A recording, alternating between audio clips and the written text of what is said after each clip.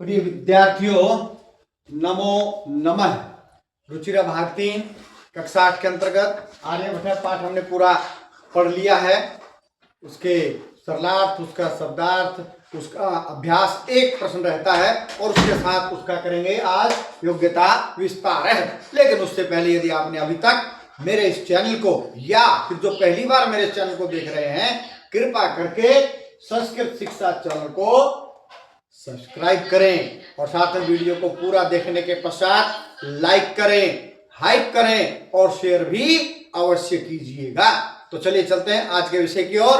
आज का विषय है आर्यभट्ट पाठ का योग्यता विस्तार है। अंतिम प्रश्न और उसके बाद करेंगे आर्यभट्ट पाठ का योग्यता विस्तार है। प्रश्न 7, अधोलिखितानि पदानि आधृत्य वाक्यानि रचयत। नीचे लिखे पदों को लेकर वाक्य बनाओ। तो ये पद वाक्य के अंदर आने चाहिए जो ये पद लिखे हुए हैं। पहले हमें इनका अर्थ पता होना चाहिए। सांप्रतम का अर्थ होता अब। तो चलिए इसका वाक्य बनाते हैं। सांप्रतम अब पठनीयम पढ़ना चाहिए। अब पढ़ना चाहिए। सांप्रतम पठनीयम, ये वाक्य निर्माण हो गया सांप्रतम का। निक्सामने होता है पास। चलिए नगरम, निक्सा, नगर के निकट। निक्सा में द्वितीय विभक्ति आते हैं। निक्सा उपपद है। नगरम निक्सा उपवनम। उपवनम बाग, पार्क या बगीचा। अस्ति है।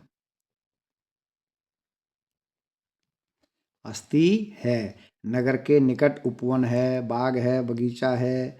परित है, परिता का अर्थ होता है चारों ओर। यही बनाते हैं बिल्कुल इसी तरह लिख देते हैं। नगरम, परित में भी दूसरी विभक्ति आती है। नगरम में दूसरी विभक्ति लगाई है। परित है, नगर के चारों ओर। वृक्षः, वृक्ष। संति हैं, बहुवचन। अस्ति एक वचन है। बगीचा तो अस्ति आया है। बहुवचन है वृक्षा तो बहुवचन आया है। नगरम परितः वृक्षा संति, नगर के चारों ओर वृक्ष हैं। उपविष्ट है, राम है, राम। उपविष्ट है, बैठा हुआ। कतय प्रत्यय है। उप प्लस विष्ट प्लस कतय प्रत्यय है। उपविष्ट है आसीत, राम बैठा हुआ था। पूर्ण विराम। कर्म भूमि, जहाँ काम करता है व्यक्ति।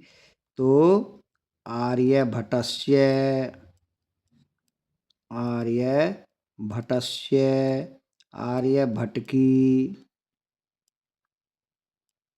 फिर लिखेंगे कर्म भूमि, आर्यभट्ट की कर्म भूमि। पाटली पुत्रे, पाटलिपुत्र में। आसीत, ये ऐसा ही लिखना है, आसीत। आर्यभट्ट की कर्म भूमि पाटलिपुत्र में थी। वैज्ञानिक है, वैज्ञानिक है। आर्यभट्ट है, वैज्ञानिक है।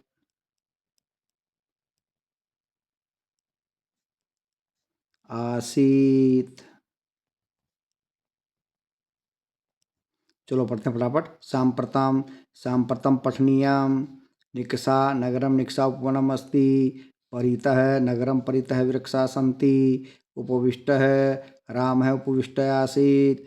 कर्म भूमि, आर्यभटस्य कर्म भूमि पाटलिपुत्रे आसीत्। वैज्ञानिक है, आर्यभट है, वैज्ञानिक है आसीत्। अभ्यास पूर्ण हुआ। अब पढ़ते हैं इसका योग्यता विस्तार है। क्या पढ़ते हैं? योग्यता विस्तार है। चलिए, आर्यभट्ट को अस्मकाचार्य नाम से भी जाना जाता है। यही कारण है कि इनके जन्म स्थान के विषय में विवाद है। कोई इन्हें पाटलिपुत्र का कहते हैं तो कोई महाराष्ट्र का। आर्यभट्ट ने दशमलव पद्धति का प्रयोग करते हुए पाई, ये पाई इसको लिख दिया ब्रैकेट में, यह पाई का मान निर्धारित किया। इन्होंने दशमलव के बाद के 4 अंकों तक पाई के मान को निकाला। इनकी दृष्टि में पाई का मान है 3.1416। 3.1416 पाई का मान किसके अनुसार? आर्यभट्ट के अनुसार। आधुनिक गणित में पाई का मान दशमलव के बाद 7 अंकों तक जाना जा सका है। तदनुसार ये तो है 1416 तो है ही है, उसके बाद 926 और लगा दिया। पाई बराबर है 3.1416,926। आगे बढ़ते हैं। भारतीय ज्योतिष शास्त्र। वैदिक युग में यज्ञ के काल अर्थात शुभ मुहूर्त के ज्ञान के लिए ज्योतिष शास्त्र का उद्भव हुआ कि शुभ मुहूर्त क्या है वही यज्ञ करने का। कालांतर में इसके अंतर्गत ग्रहों का संचार, वर्ष, मास, पक्ष, वार, तिथि, घंटा आदि पर गहन विचार किया जाने लगा। लगध, आर्यभट्ट, वराहमिहिर, ब्रह्मगुप्त, भास्कराचार्य, बाल गंगाधर तिलक, रामानुजन महान गणितज्ञ थे जिनकी 3-4 दिन पहले ही, शायद 1 सप्ताह पहले उनका भी जन्म दिवस था रामानुजन का। रामानुजन आदि हमारे देश के प्रमुख ज्योतिष शास्त्री हैं। रामानुजन महान गणितज्ञ थे।